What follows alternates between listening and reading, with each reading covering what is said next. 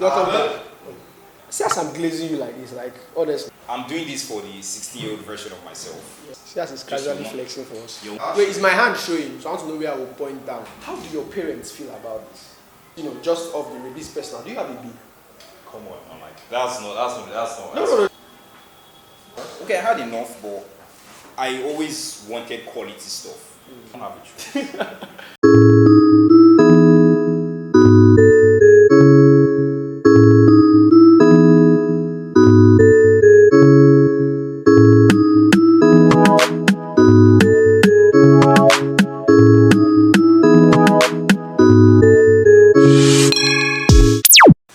Hi guys, this is the Hustle Culture with Basil Nonso. This is the space where we peel back the layers. We know what motivates. We try to figure out what motivates the Nigerian, or dare I say, the African hustle. With me is Paul Meju, a very, very good friend of mine, young, been in over 7 businesses that I particularly know of. And he's someone I really, really respect and I look up to.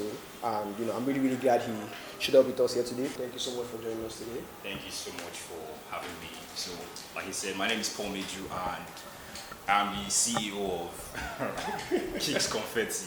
Kicks Confetti. Yeah, I know you're probably wondering what Kicks Confetti is. But yeah, I'm wondering too. I'm wondering too. Come on. So Kicks Confetti is a retail store that deals in that sells, or we sell quality shoes, sneakers, sports jerseys, retro and regular season kits, clothing from tees to jeans to sweatpants, whatever you name it, we have it. So currently everything I go on is from my store. So that's interesting. And yeah, I've known also your host for close to about 8 years now. Yeah, we go way back. So I think he's in a very comfortable position to take this interview, so podcast rather. Honestly, so, yeah. Honestly, I'm really glad you're here. And out of the 7 businesses I mentioned that he has dabbled in, I take it that Kicks Confetti was the one you finally stumbled on. How did you end up picking this particular one as what you want to staple in? Honestly, I knew this was going to be it. I just tried to, I didn't want to put all my eggs in one basket. I wanted to try different things before selling. This was while I was trying these other things, I was working on this in the background, so it was never something I had to pick, or I knew this is what I wanted to do. Yeah. I know a lot of people have asked me why. Some people say it's because they feel it's an easy route. You don't want to walk, you don't want to do anything. That's why you're focusing on running a retail brand or a retail company or whatever. And I won't really say that's it. I don't know, I'm still trying to find the one defining motivating factor. I can say there are many, which is one, I've always wanted to be independent of myself. So I try to I just want to do things on my own. So like I said, I've always wanted to be independent. So I feel like that's up there Major. when it comes to what's driving me to do this. I've always wanted to, and that was the first thing that came to mind, because I was already into this I think I can track this back to GS2. Yeah. So I've already been trying to I won't say be an entrepreneur, but I've been trying to be a businessman since then. I know deep down I just want to be a businessman, but I'm also going to try to be an entrepreneur at that. Yeah. But right now, you're going to school right now. You're still in school. Okay, yeah, I'm still in school. Bells University. Yeah, Bells University. Congratulations again, by the way. These businesses, this Kick Confetti that you seem to be running, are you using it as a means to take yourself through school, or is there some other motivation behind why you're still doing it because handling school is a lot on its own. Handling school while running a business, that is a completely different point here. So why do you still feel? Because I feel like a lot of people don't, they don't have the energy or the drive to do these 2 things at the same time. So why? Are you taking yourself through school? Are you trying to finance a certain lifestyle? What exactly? Okay, so firstly, like you said, it's hard to balance, running a business and going to school at the same time. And I'll admit, I'm not even, most of the time I'm at home. Not at home chilling or whatever. I'm at home trying to, figure this business thing out. So, but I'm still in school. I'm still spending time in school, but I'm almost always at home. But that's not a good thing. I don't advise it to any of you. Please don't do that. But I've found a way to make it work, and it's working fine now. But yeah, it's not just to get through school. But yeah, like right now, I'm using that to get through school. But it's not just for that. Do you get me? Like it's not just for that.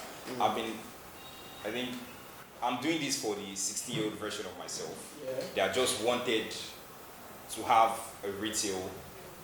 Like he just wanted to sell sneakers. Like that's I feel like that's what's driving me on it. I just wanted to sell shoes. I didn't really have enough shoes growing up. Or, okay, I had enough, but I always wanted quality stuff. And whenever I look around me, I just see subpar or really shit. Sorry to say, shit sneakers, and it wasn't really doing it for me. Yeah. So I wanted quality.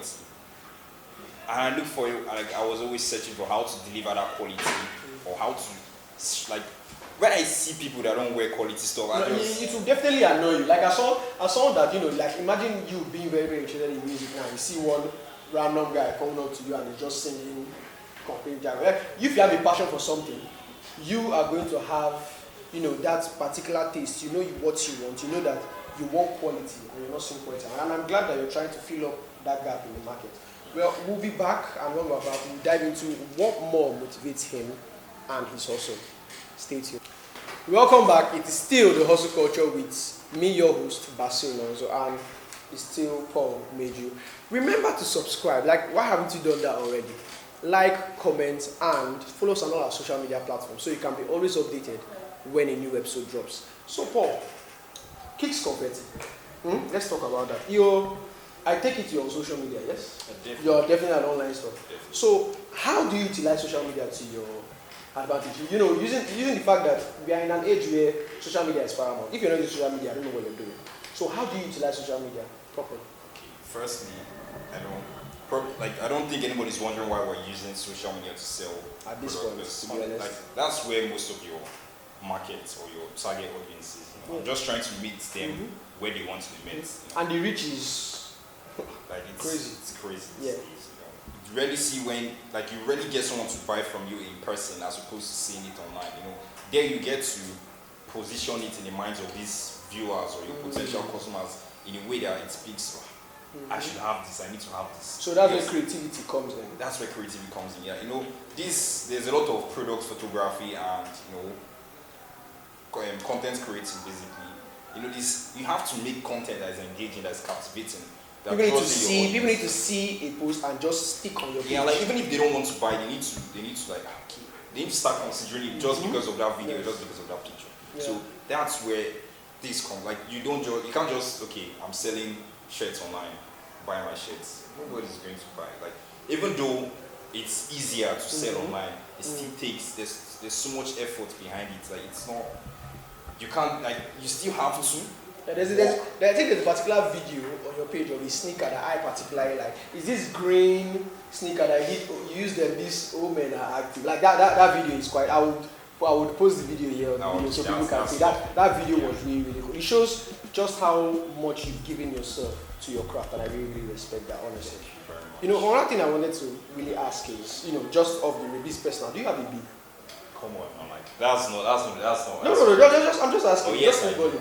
So how do you balance school, babe? This guy can really do everything. He's balancing school, babe, and business. Come on now.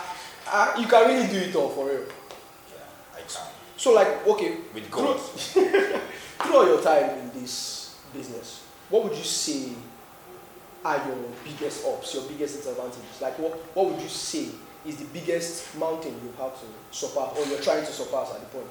Instagram is no offense. Instagram helps, or it's what I'm using to sell, but it's also my biggest up because a lot of times you have this shadow ban issue where your content isn't reaching the amount of people it usually is. Not that you're trying to do anything special, but your followers can't even see your content. That's bad.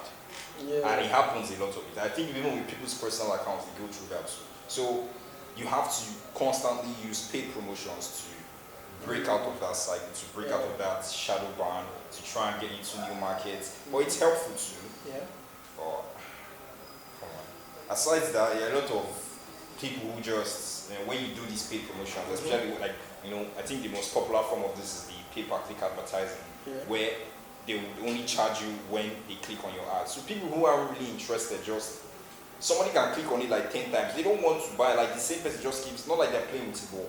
You just keep clicking, clicking and clicking. And then Instagram keeps charging you for those clicks. I understand. And you just, like, come on. You know, I was on TikTok the other day and I saw a particular person speaking on the nature of businesses in Nigeria and how most of you vendors, I'm calling him a vendor now because he just claimed that he's one, but you guys, how do you pick your pricing?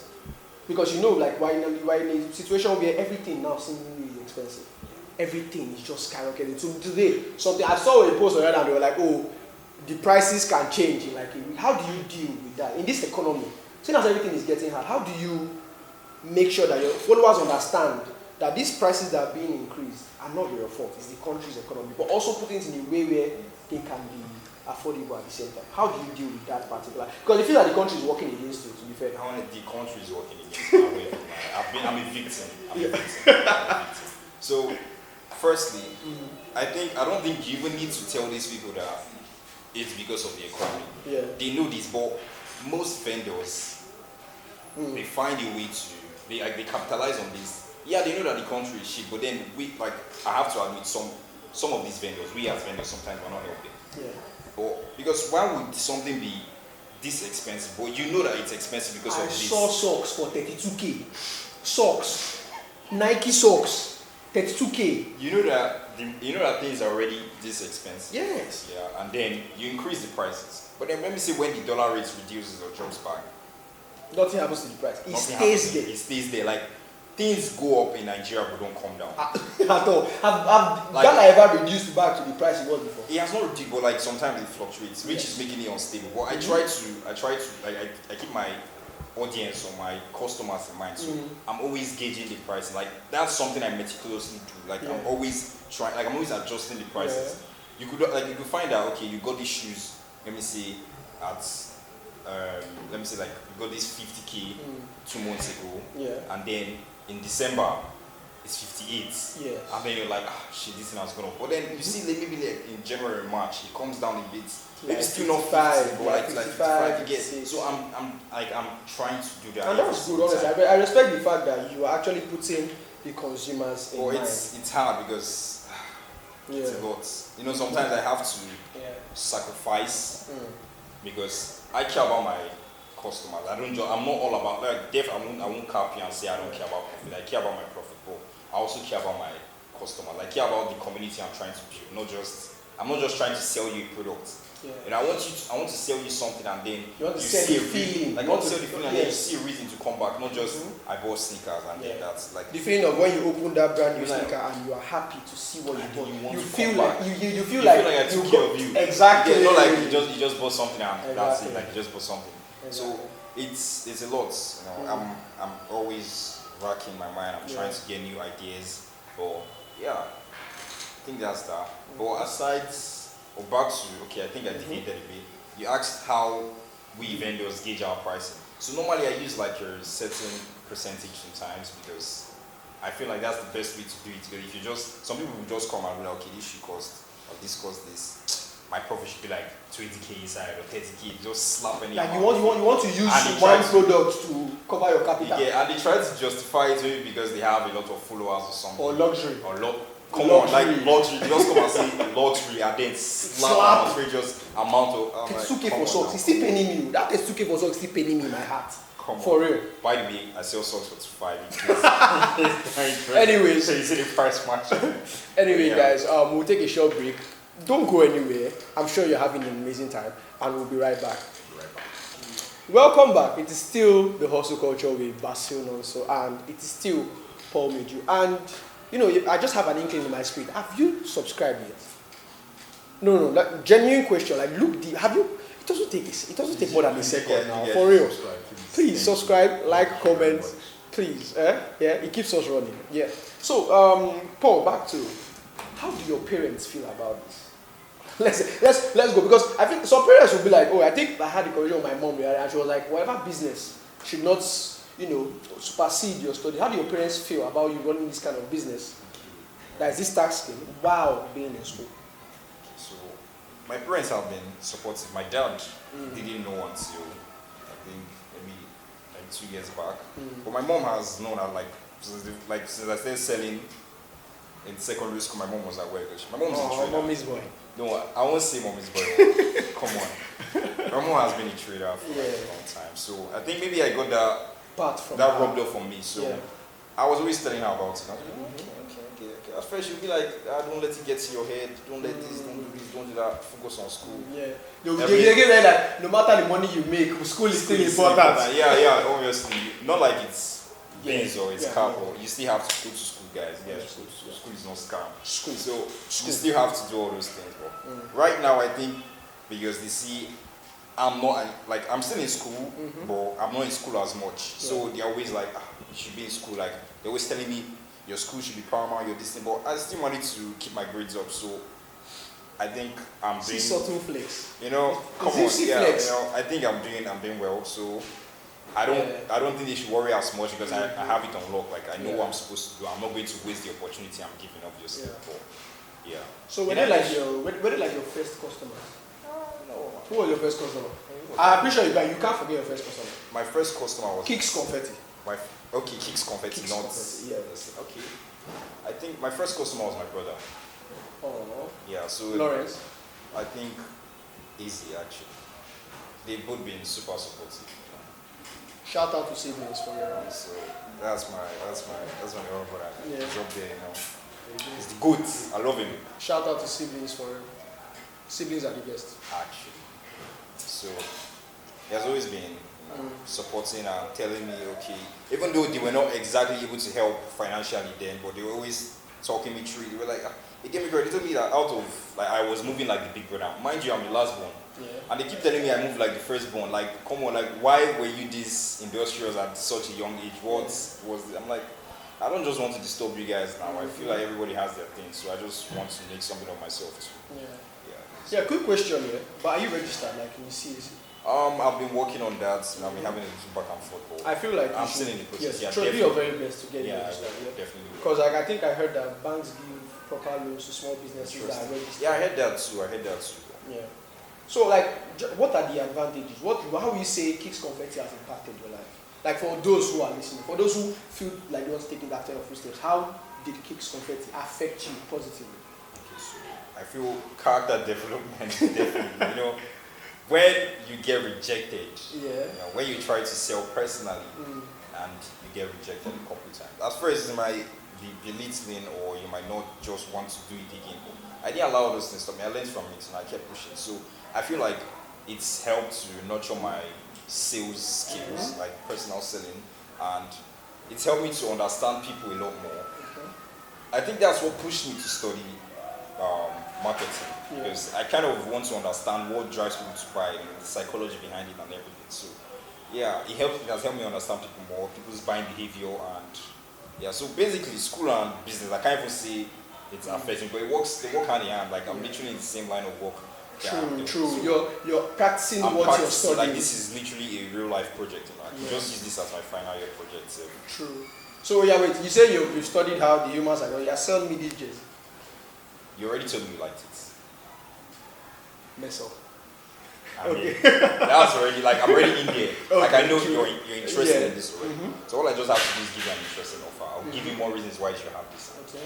It's yours. I want you to look at the camera as you're talking to the audience and inspire someone, tell someone something, encourage anybody that is thinking of walking in your footsteps. One phrase. I think it was from Michael Jordan, and he said, "You miss 100% of the shots you don't take." So, if you're thinking of starting something or doing anything, shoot that shot. You're thinking of asking somebody out. I'm not deviating. You're thinking of asking somebody out. Shoot that shot. You're thinking of starting a business. Shoot that shot. If you're thinking of using your last card to invest in something you are passionate about, shoot that shot. Because honestly, you only have yourself to blame at the end of the day. And you will never know. Somebody might come and debate and be like, okay, shoot all you miss all the shots you don't take. What if I shoot and I still miss? You won't know until you shoot. So honestly, you will never know until you try. Shoot either way. Yeah. Yes. Thank you so much for honestly. I really appreciate you. Thank you so much for having me. I know you've been trying to get me out. Yeah, honestly, And I apologize for not coming honestly. sooner. Yeah. Yeah, this was It's cool. I'm really happy you showed up to honestly. Thank you for showing up. Yeah, He's a real brother and I'm really appreciative. Thank you very much. It is still the hustle culture. I hope you got a lot from today. We shared a lot of insights. You heard from someone who's young relatively and he's telling you about all his experiences, things that he has done, things that he hasn't done, his disadvantage and the advantage, and takeaways from it. I hope this was able to inspire somebody. Tell somebody that okay, that thing that you're putting your mind to do, you can actually do it. It is still the hustle culture. I'm your host, Basiono. So don't forget to subscribe, like on all our social media, or comment too. If there's any part of the Nigerian hustle that you'd like us to touch, please. Like and follow. Please. You guys should like and follow. We'll really, really appreciate it. Thank you very much. Thanks so much, and we'll see you on the next time. Bye.